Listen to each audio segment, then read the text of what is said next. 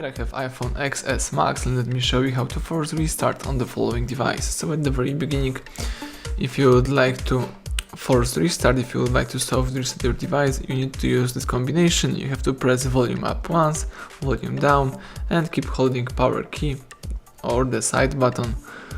Let's keep holding the side button until you see the Apple logo.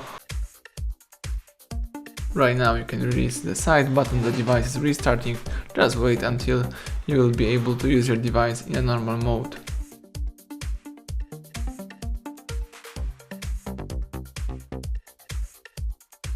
And that's it, everything went well. Now you can use your device. So thank you for watching, please subscribe our channel, leave thumbs up under the video.